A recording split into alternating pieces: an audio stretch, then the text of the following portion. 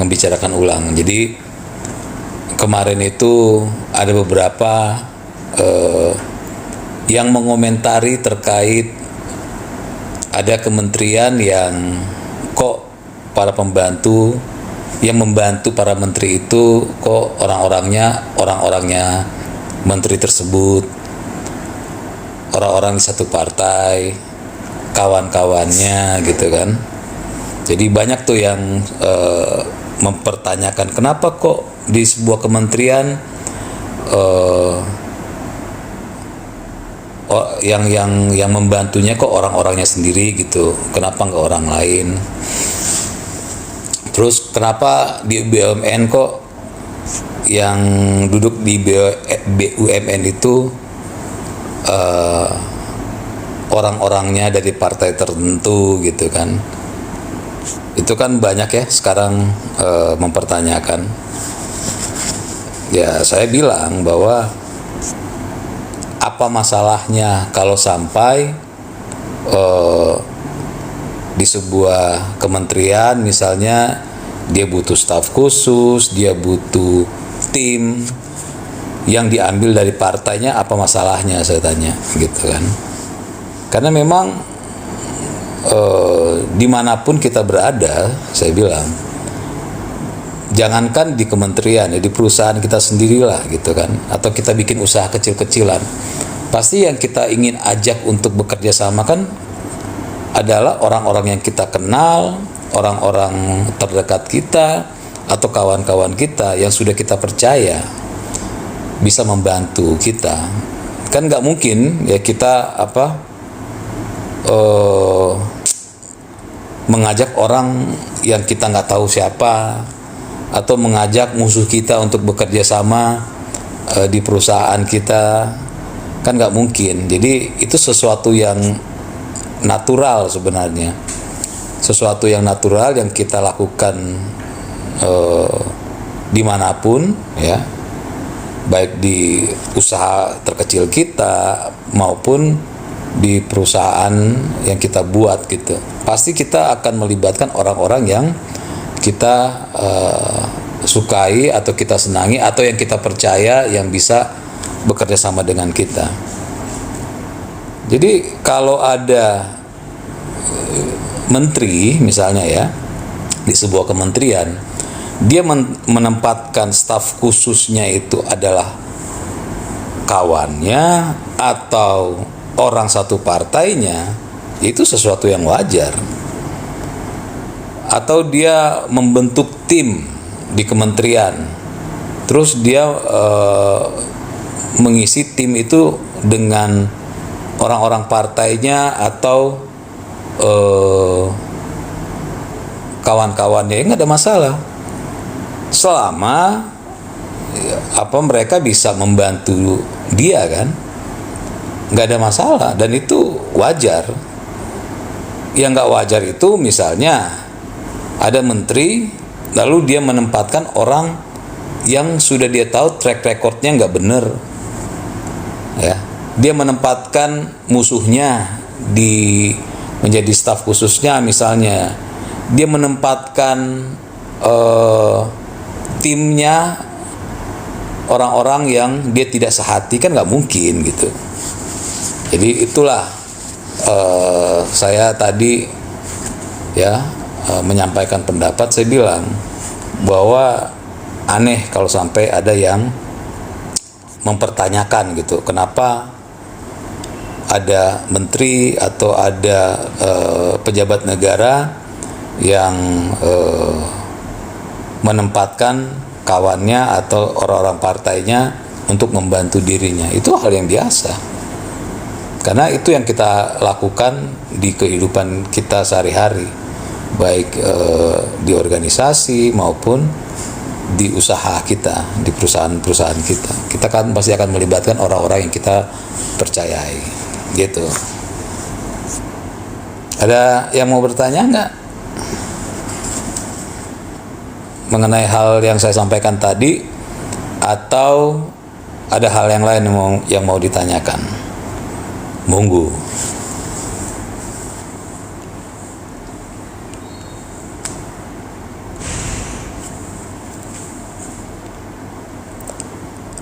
yoga ya, hal yang sudah biasa, apakah itu suatu kebenaran, Pak? Bagus. Benar enggaknya itu kan kita nggak bisa lihat gitu ya. Kita bisa menilai itu adalah ketika hasil dari kinerjanya ya. Kalau walaupun dia kawan tapi nanti hasil kinerjanya ternyata tidak bagus, pasti akan diganti kok ya. Saya juga pernah ya mimpin perusahaan, ada kawan saya yang saya libatkan untuk terlibat ya, tapi ternyata dia tidak bisa membantu saya ya saya pecat dia, karena saya pikir ya kita berteman aja. Tapi kalau untuk usaha, gue udah coba untuk bantu lu, tapi lu nggak bisa bantu gue gitu, ya udah gue keluarin. Jadi soal apakah itu benar apa enggak ya nanti kita lihat gitu kan. Tapi itu tidak melanggar ya, tidak melanggar aturan ya. Jadi ketika seorang menteri menempatkan orang-orangnya, kawan-kawannya atau orang partainya untuk membantu dia, ya itu tidak melanggar hukum. Soal apakah nanti orang itu bantu dia apa enggak, ya itu urusan lain. Nanti dia akan lihat kok, kalau orang itu nggak bisa ngebantu pasti akan dia keluarkan. My silence, bantu tap gas, itu maksudnya apa tuh?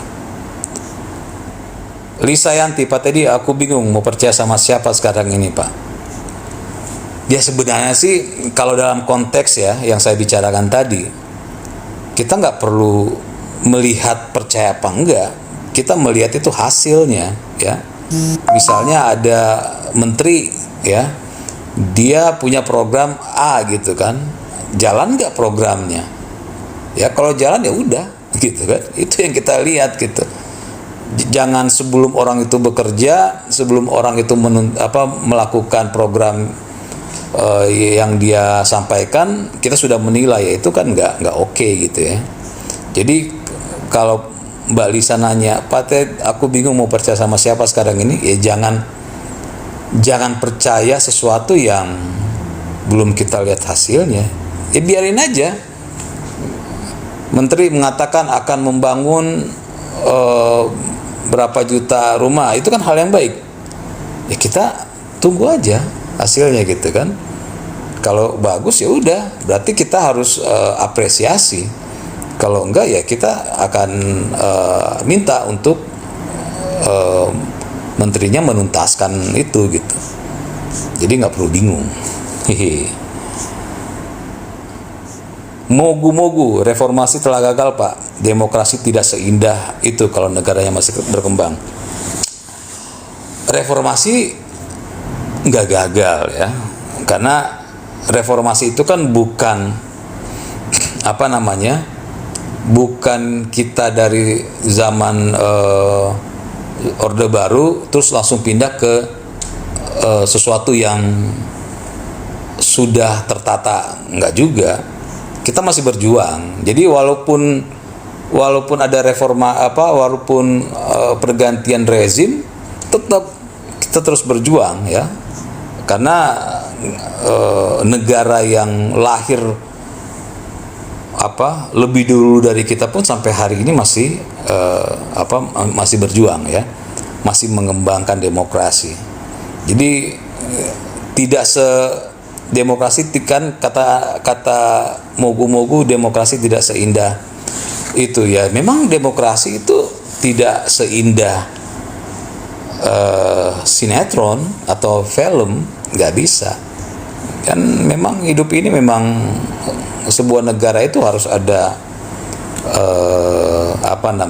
harus ada riak-riaknya, harus ada sesuatu yang menjadi bahan bagi baik masyarakat maupun bagi pemerintah untuk memperbaiki atau melakukan sesuatu yang menjadi lebih baik. Jadi kita nggak akan pernah menjadi, Indonesia ini nggak akan pernah menjadi seperti di film gitu kan. Jangankan di Indonesia, ada semua negara di dunia ini nggak akan pernah ada sesuatu yang sempurna ya, seperti di film-film nggak akan pernah ada. Jadi setiap rezim, setiap masa kita akan terus berjuang ya. Kita akan terus berjuang, bahkan nanti generasi selanjutnya setelah kita semua nggak ada, mereka tetap akan berjuang juga ya, karena memang begitu gitu kan. Apa yoga? Masalahnya politik balas budi lebih diutamakan daripada kompetensi. Gini, saya harus sampaikan bahwa ini yang namanya partai politik itu ya, partai politik ya, itu tujuannya adalah mendapatkan kekuasaan. Ini bagian dari pendidikan politik ya. Jadi orang itu bikin partai politik, orang itu maju menjadi dari partai politik, maju jadi calon presiden, maju jadi anggota DPR, maju menjadi kepala daerah, yaitu kan untuk mendapatkan kekuasaan ya. Nah, setelah didapatkan kekuasaan, tentu orang yang akan membantu dia ya, misalnya jadi menteri, jangan jadi menteri deh, jadi kepala daerah ya, tentu dia akan memilih orang-orang ya yang membantu dia, yang dia tahu bahwa orang ini adalah orang yang berjasa, ya tentu yang punya kompetensi gitu kan. Jadi bukan berarti orang yang membantu selalu tidak punya kompetensi, enggak. Kompetensi itu kan enggak harus orang dari luar, orang dalam pun kalau memang kompeten aja gitu. Jadi balas budi itu ya, walaupun kelihatannya kelihatannya kok negatif, itu hal yang biasa dan tidak salah ya, karena itulah ya memang esensinya. Dan saya bilang jangankan partai politik, lagi-lagi saya mengatakan misalnya kita bikin usaha gitu kan, bikin usaha bareng-bareng, tentu kita akan balas budi ya kan sama orang-orang yang membantu kita, menempatkan dia sebagai karyawan, menempatkan sebagai bagian keuangan dan sebagainya. Itu hal yang biasa yang kita juga lakukan, bukan hanya sekelas pejabat negara, tapi kita masyarakat pun melakukan hal itu. Jadi ini bukan sesuatu yang tabu, bukan sesuatu yang negatif, tapi ini sesuatu yang biasa, dan penilaiannya ya kita harus nilai dari apakah orang ini yang kita tempatkan itu kompeten apa enggak. Makanya seperti yang saya bilang tadi, saya pernah menempatkan kawan saya di sebuah perusahaan, tapi karena dia tidak bisa bantu saya, ya saya akhirnya tidak pakai dia lagi. Pak, ngeri kali negara kita ini sekarang. Enggak juga. Yang bikin suasana horor itu kan ya orang-orang yang membuat cerita-cerita horor gitu kan. Jadi yang bikin itu kan ini Mbak Yanti ini harus tahu nih. Saya kan ada di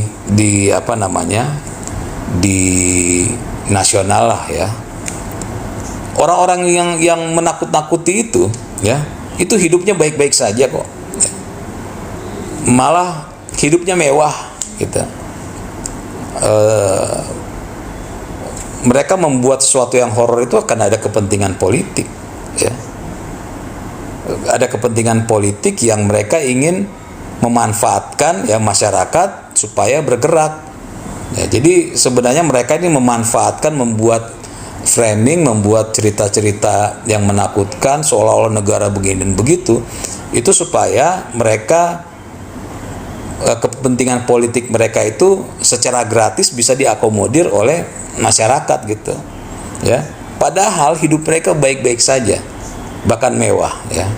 Jadi jangan percaya orang-orang seperti itu yang memframing negara ini nggak baik-baik saja. Dalam demokrasi di negara berkembang, orang jujur akan tersingkirkan. Saya tuh banyak ketemu orang yang katanya orang jujur, katanya pemuka agama, katanya ya pokoknya udah labelnya itu udah label apa namanya, wah udah label bagus deh. Tapi gue tahu tuh orang-orang gitu kan. Saya kebetulan ya mengetahui orang-orang itu pemain-pemain juga gitu kan. Jadi orang-orang yang digembar-gemborkan jujur itu ya, ada beberapa nama lah yang sering disebutkan itu pemain juga gitu. Jadi nggak ada lah gitu kan ya. Itu hanya apa namanya, branding ya, branding yang dia dan timnya buat gitu, seolah-olah orang jujur ya. Bahkan kalau tersingkirkan itu dia membuat cerita seolah-olah dia orang jujur yang disingkirkan gitu. Banyak lah, nggak ada lah ya. Saya ngomong apa adanya ya. Mana yang wajib diutamakan, aturan hukum atau etika moral? Gini, itu dua hal yang berbeda ya. Aturan hukum ada sendiri, etika moral ada sendiri. Dan aturan hukum dan etika moral itu nggak akan bisa bertabrakan ya. Karena paling gampang lah gitu kan. Kita contohin apa namanya, mukul orang di jalan, orang nggak salah kita pukul gitu, melanggar hukum juga, melanggar etika dan moral juga. Jadi nggak bisa lah, nggak bisa diutamakan yang mana. Apa nih, tunggu hasil, kuak kuak kuak, lu sambil nunggu mereka maling. Nggak ngerti maksudnya apa. Hendra, sistem demokrasi tidak bisa berjalan bersama Pancasila. Kata siapa? Ya. Sistem demokrasi kita selama ini berjalan dengan baik dan dan sesuai dengan Pancasila kan. Karena gini, kita mengambil bahwa kita ini negara demokrasi itu kan berdasarkan dari Pancasila.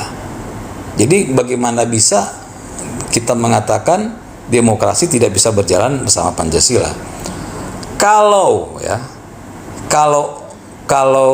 orang yang tidak yang tidak menjalankan demokrasi ya, atau menentang demokrasi, ya otomatis dia tidak sesuai dengan ajaran Pancasila. Itu tidak bisa dipisahkan dua-duanya itu, karena lahirnya dari Pancasila gitu. Jadi nggak bisa dipisahkan.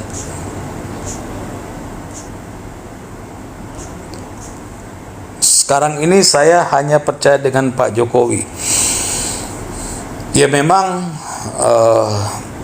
kita punya Presiden Pak Jokowi dalam 2 periode ini punya banyak hal baik ya yang beliau wariskan, dan banyak pelajaran selama beliau menjadi presiden. Tapi bagaimanapun saat ini beliau sudah tidak bisa membuat kebijakan apapun ya, dan estafet sudah berjalan ke Pak Prabowo, dan kita bisa melihat bahwa apa yang dilakukan Pak Prabowo saat ini adalah meneruskan apa yang sudah dilakukan oleh Pak Jokowi, dan apa yang Pak Prabowo lakukan saat ini pun masih tetap berkoordinasi dengan Pak Jokowi. Jadi saya sih yakin lah ya bahwa keberlanjutan ini akan menghasilkan sesuatu yang baik.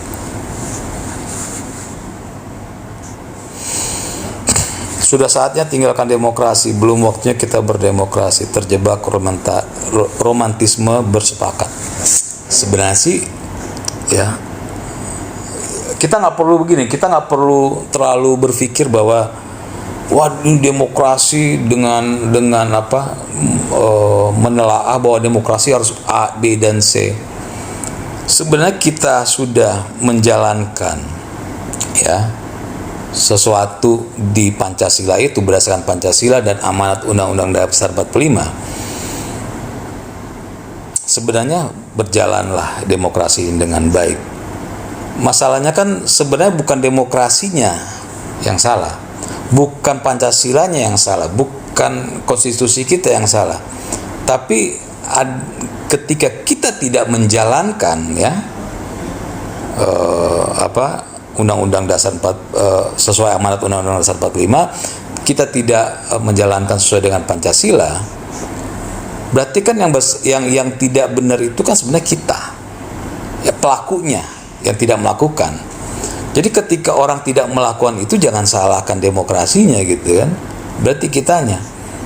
Nah ini ada cerita nih ya, berapa tahun lalu itu saya di podcast dengan Rocky Gerung kan. Nah ini lucu, jadi kata Rocky Gerung, Pancasila itu bisa diubah. Saya bilang nggak bisa ya. Alasannya adalah kalau orang ya tidak menjalankan aturan, kalau orang tidak menjalankan sesuai dengan Pancasila, maka Pancasilanya harus diubah. Saya tidak setuju. Saya bilang bagaimana ceritanya?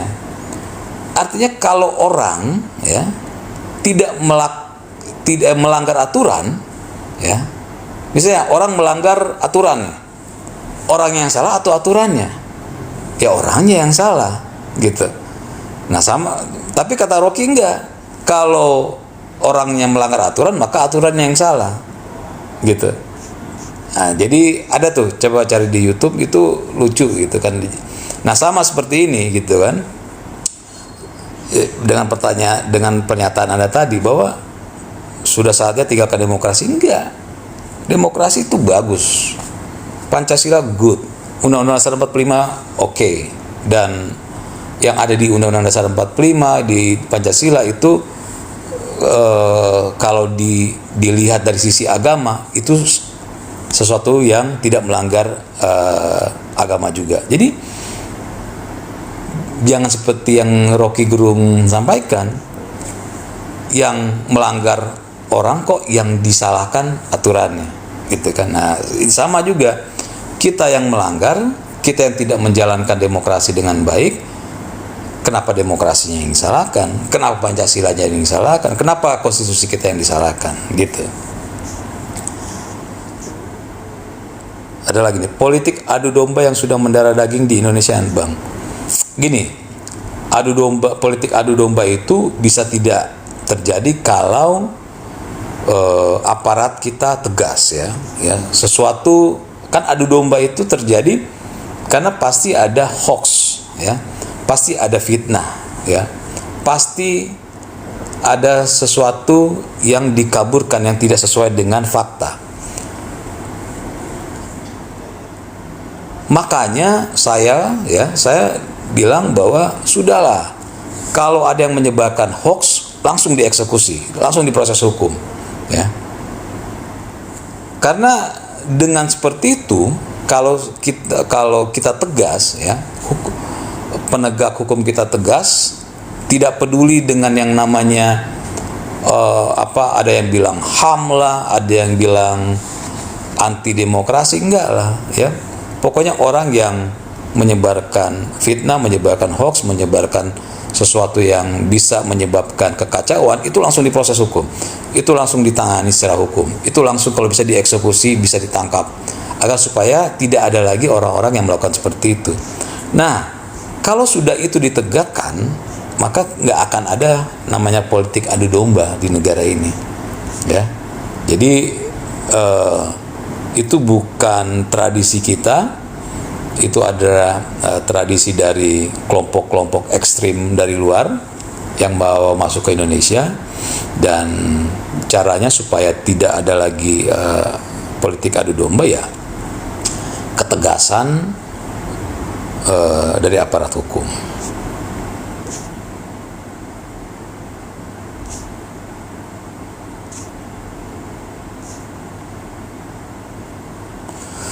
Bilian, masalahnya yang digunakan gaji mereka uang rakyat, boleh dong dibagi?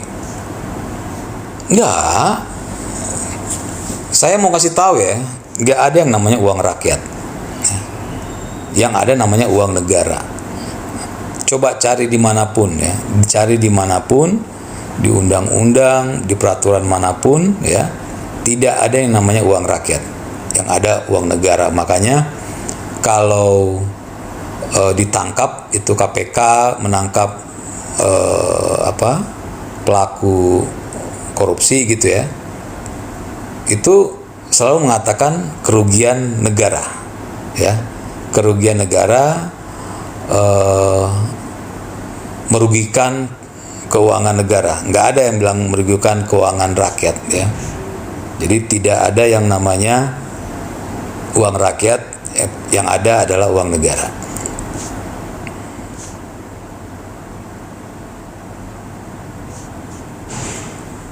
Contoh ngerinya Pak, di semua sisi pada korupsi Pak. Ya makanya kita harus bersyukur ya, dari zaman Pak Jokowi sampai zaman Pak Prabowo ini, proses bersih-bersih ya di lembaga-lembaga negara itu berjalan dengan baik. Makanya banyak yang akhirnya kebongkar kan, dan itu sebenarnya satu hal yang positif.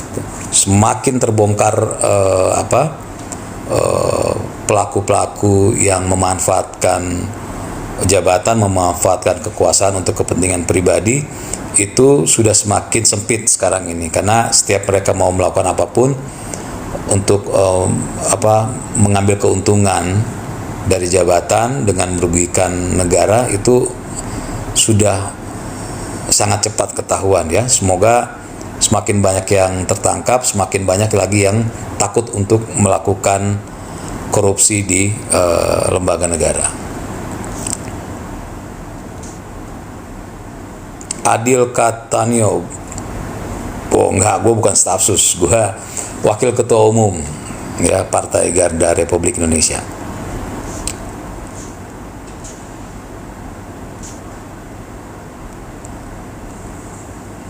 Apa nih?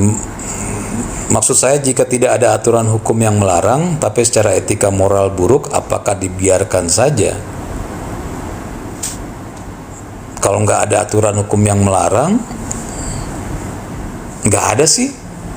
Kita ini aturan hukum di Indonesia itu sangat lengkap ya.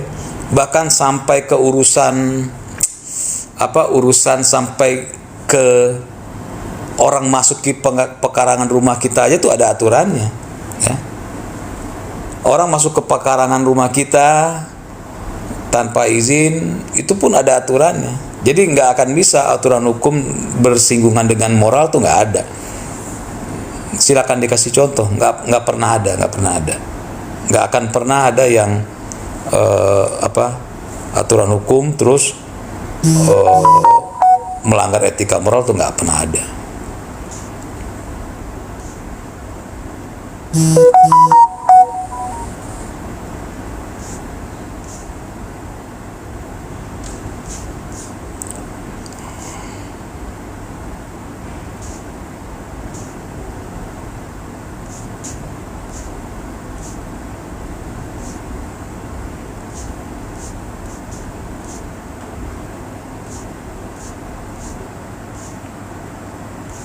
Sesuatu yang baik harus dilanjutkan, harus ada aturan berbicara dan hukum penghina.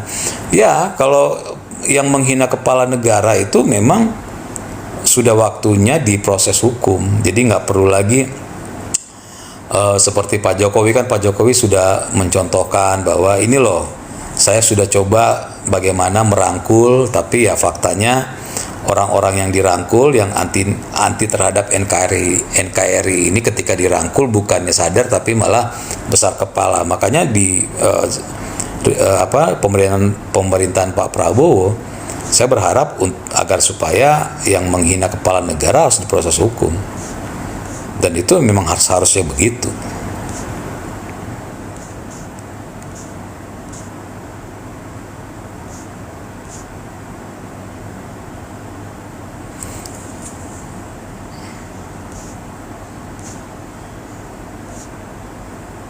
Pendukung anak haram konstitusi kok bicara ke demokrasi. Apa itu anak haram konstitusi? Saya tanya sama yang suka ngomong begitu, saya tanya kan, apa anak haram konstitusi? Dia bilang itu bisa bisa mengubah konstitusi kita. Saya bilang konstitusi kita diubah sama siapa? Ya itu sama Pak Jokowi. Loh, Pak Jokowi nggak bisa ngubah konstitusi loh. Yang bisa ngubah konstitusi itu MPR. Gimana ceritanya? Saya bilang, mana ada konstitusi bisa diubah oleh Pak Jokowi atau oleh presiden? Nggak bisa. Yang bisa mengubah itu di MPR. Nah, ini orang-orang seperti apa nih? Anda ini nggak ngerti, hanya ikut-ikutan mengubah konstitusi, tapi yang dituduh Pak Jokowi kan aneh.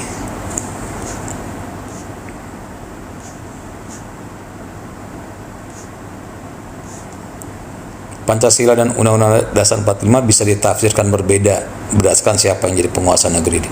Nggak bisa. Nggak bisa ditafsirkan. Apa yang bisa ditafsirkan? Misalnya, ketuhanan yang Maha Esa, Pancasila gitu kan, apa mau ditafsirkan? Nggak bisa. Apa inspektur takur, politik adu domba kebanyakan datang dari kelompok-kelompok Hawarid Yaman. Ya pokoknya yang pasti bukan dari Indonesia, itu udah pasti ya, karena di Indonesia nggak ada yang model-model seperti itu. Seperti di Timur Tengah yang apa-apa itu urusannya pasti fisik, saling bunuh, saling tembak, saling pukul gitu kan. Di kita enggak, itu pasti dari luar lah.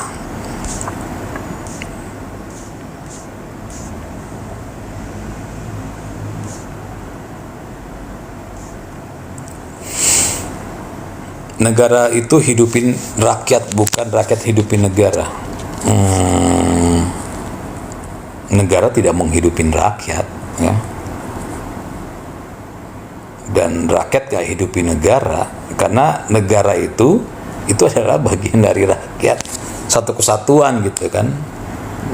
Makanya pemilihan kita itu pemilihan langsung, karena rakyatlah yang menentukan negara ini berjalan. Jadi nggak ada itu negara hidupin rakyat, negara menghidupi rakyat, nggak ada. Begitupun rakyat hidupin negara, nggak ada.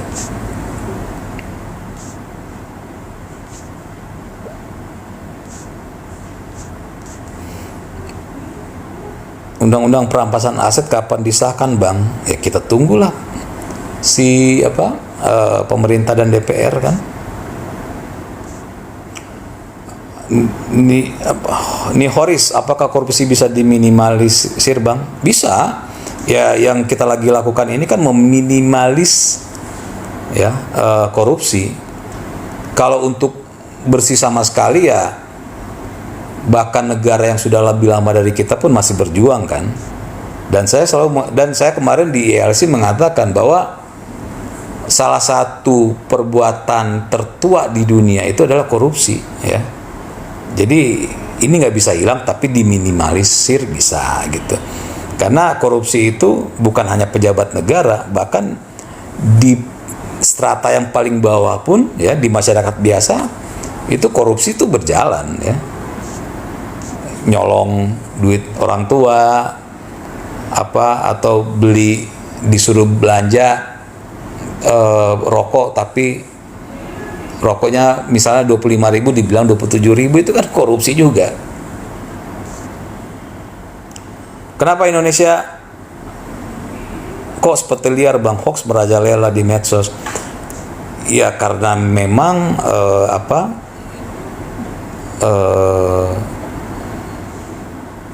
penegakan hukum belum berjalan dengan baik. Kalau penegakan hukumnya sudah berjalan dengan baik, ya nggak peduli kata orang kebebasan berbicara dan segala macam. Pokoknya kalau aparat melihat ada menyebarkan hoax, proses hukum pasti nggak akan ada kok nanti hoax.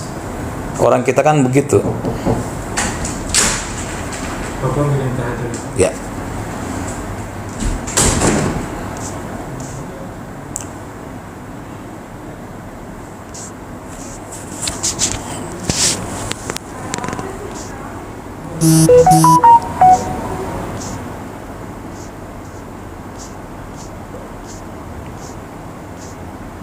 Ini beberapa pertanyaan sama saya lewatin ya. Mohon maaf kalau nggak dibacain karena sama.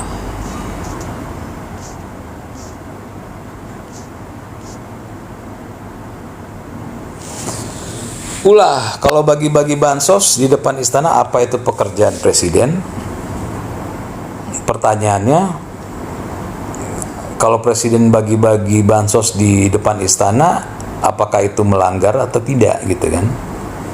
Kalau tidak ya tidak perlu kita pertanyakan dan perdebatkan. Sama rusak anak Mulyono, apa yang rusak gitu? Wong ini kan Mulyono kan maksudnya Jokowi kan. Wong wapresnya dipilih oleh rakyat ya, bukan dikasih jabatan oleh bapaknya. Jadi apa yang rusak? Mayoritas masyarakat Indonesia yang milih Gibran jadi wapres, terus apa yang rusak? Yang rusak itu adalah hati orang-orang yang kalah. Hihi.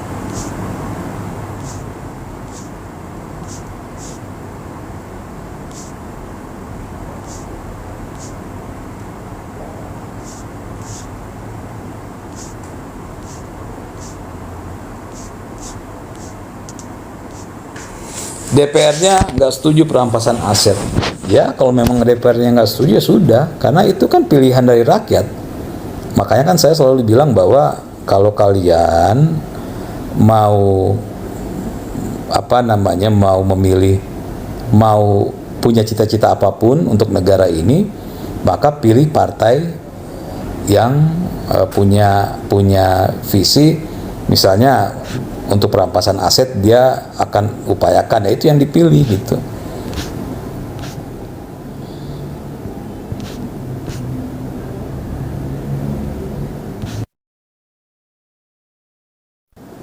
Teman-teman ya, jam sudah 18.05, saya undur diri dulu ya. Nanti kita sambung lagi karena sebentar lagi sudah mau buka puasa. Selamat berbuka puasa buat kawan-kawan ya. Semoga bisa menjalani puasa sampai akhir dengan baik. Terima kasih. Assalamualaikum warahmatullahi wabarakatuh. Mati